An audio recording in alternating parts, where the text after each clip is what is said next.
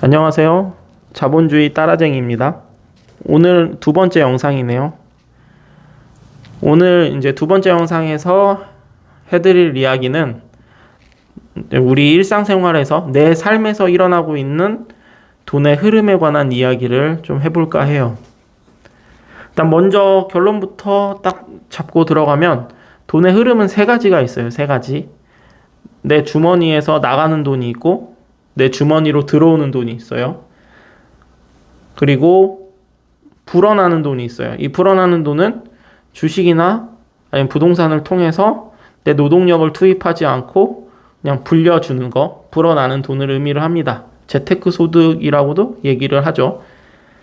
그럼 이러한 세 가지의 흐름 속에서 내가 균형을 잘 잡아야지. 이 세 가지의 균형을 잘 잡아야 내 삶에서 돈으로부터 위협받지 않는 상황이 발생을 해요. 만약에 이 세 가지의 흐름 중에서 어느 한 흐름의 삐끗함, 불균형이 발생을 하면 현재의 내 삶에서도 마찬가지고 미래의 노후에서 어느 순간에 돈 때문에 삶이 위협받는 순간이 생기게 됩니다. 그래서 이 세 가지의 돈의 흐름을 잘 통제를 해야지 우리는 자본주의 속에서 살아남을 수 있다라고 저는 생각을 합니다.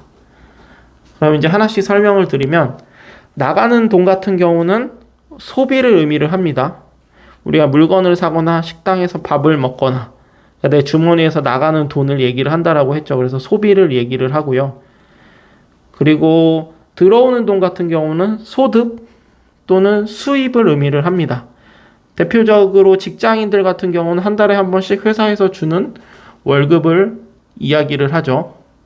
그리고 세 번째는 아까 설명드렸듯이 뭐 주식이라든지 부동산을 통해서 발생한 불려진 돈, 재테크 수입을 의미를 해요. 이게 뭐 전문적인 그런 분류는 아니에요. 그냥 당연하게 우리 일상생활에서 발생할 수 있는 내 돈에 대한 흐름이에요. 우리의 일반적인 사람의 발생하는 돈의 흐름을 이야기를 해요. 그러면 우리는 이 세 가지의 흐름을 통제를 잘 해야 되거든요. 나가는 돈을 통제한다는 의미는 절약을 한다라는 소리예요. 절약. 그리고 들어오는 돈을 통제를 해야 된다라는 소리는 월급에서부터 조금씩 벗어나서 내 능력으로 그리고 내 의지로 만들어낼 수 있는 수입의 영역을 넓혀야 된다라는 소리예요. 두 번째 영역이 저는 되게 중요하다라고 생각을 하거든요. 소비를 통제할 수 있는 것도 한계가 있어요. 쉽게 말해서 숨만 쉬는 비용이 있잖아요. 아무리 소비를 통제한다라고 해도 우리는 숨 쉬는 비용이 발생을 하니 그 통제할 수 있는 영역은 한계가 있어요. 하지만 들어오는 돈 같은 경우는 우리가 노력을 하면 할수록 비례해서, 그러니까 그 비례가 완전히 1대1 비례는 아니겠지만 어쨌든 들어간 시간만큼 노력을 해서 기다리게 되면 내가 월급으로부터 어느 정도 독립된 하나의 수입처, 파이프라인을 형성을 할 수가 있습니다. 그리고 재테크 수익 같은 경우에는 뭐 과거에는 그렇게 뭐 관심을 갖지 않는 사람들이 많았는데 요새 같은 경우는 자산 가치가 올라가면서 주식이라든지 부동산에 관심을 갖는 사람이 많아졌죠. 사회가 이러한 흐름으로 계속 가게 된다라고 하면 주식과 부동산도 역시 필수적인 이제 돈의 하나의 흐름이라고 보시면 돼요. 그러면 제가 이 채널을 통해서 세 가지의 토픽으로 항상 설명을 드릴 거예요. 그러니까 어느 날은 주제가 소비를 통제하는 것에 대한 이야기를 해드릴 거고요. 어느 날은 들어오는 돈을 통제하는 거. 그러니까 뭐 여기서는 무자본 창업이라든지 아니면 파이프라인에 대한 구축이라든지 그런 것들에 대해서 설명을 해드릴 거고, 추가적으로 회사에서 내가 그러니까 다른 일을 하는 것처럼 안 보이는 팁? 이런 거에 대해서 설명을 드릴 거예요. 제가 이렇게 얼굴을 드러내지 않고 촬영을 하는 이유 중에 하나도 저 역시도 아직은 누군가에 의해서 고용이 되어 있고 누군가를 통해서 일을 받아서 수입을 마련하는 입장인데, 그러한 입장에서 봤을 때, 그러니까 단순히 회사의 입장에서 봤을 때 이러한 개인적인 행동을 하는 거에 대해서 당연히 싫어할 수도 있어요. 그러니까 회사는 개인의 이익보다 어쨌든 회사 이익을 더 중요하게 생각할 수밖에 없는 구조잖아요. 그런데 거기서 대놓고 나는 유튜브를 할 거다, 대놓고 나는 뭐 무자본 창업을 할 거다, 이러한 뉘앙스로 회사 생활을 하게 되면 굉장히 피곤한 상황이 발생을 합니다. 물론 내 동료가, 내 직장 상사가 이러한 생각에 동의를 해준다라고 하면 물론 상관은 없겠지만, 동의를 해주는 사람이 저는 그렇게 크게 많다라고 생각을 하지 않아요. 그래서 너무 대놓고 이렇게 회사 외적인 영역에 수입을 발생한다라는 뉘앙스를 풍기게 되면 회사에서 문제가 발생을 할 수 있기 때문에 회사 생활을 조금 이러한 면에서 잘하는 법, 그러니까 뭐 회사의 라인을 잘 타서 승진을 하는 이런 게 아니고요. 회사 생활을 조금 더 내 이러한 수입처를 만들기 위해서 회사에서 문제 생기지 않고 잘 다닐 수 있는 방법에 대해서도 같이 설명을 해드릴 거예요. 그리고 재테크 같은 경우는 저는 재테크도 지금 공부를 하고 있는데, 재테크는 제가 잘 모르는 영역이니까 그렇게 큰 설명을 해드릴 일은 없을 거지만, 그래도 주식이라든지 요새 부동산 쪽에 좀 공부를 하면서 그것도 수입을 하나씩 만들어 가려고 하고 있어서 그 과정에 대한 얘기는 좀 해드릴게요.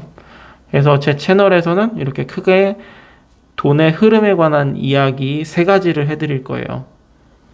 그래서 오늘 같은 경우는 처음에 먼저 해드리고 싶은 이야기는 이제 들어오는 돈에 관한 얘기를 좀 해드리려고 해요. 그러니까 저 같은 경우는 현재 뭐 아예 뭐 경영 쪽이나 이런 쪽은 저는 거리가 먼 사람이에요. 전공도 그런 쪽으로 한 적이 없었고. 그래서 근데 이제 다른 회사 생활을 하면서 생긴 지식은 있을 거 아니에요. 그 지식을 바탕으로 현재 PDF 전자책을 만들어서 판매를 했고, 또 이제 블로그를 통해서 그 전자책을 마케팅을 했고, 카페를 통해서 마케팅을 했고요. 또 그리고 제가 하는 분야에 있어서 오프라인 강의도 진행을 하고 있어요. 근데 이것은 뭐 무자본 창업을 하면서 뭐 지식 창업을 하면서 생긴 게 아니고 제가 그냥 원래 하고 있었던 일입니다. 강의 같은 경우는.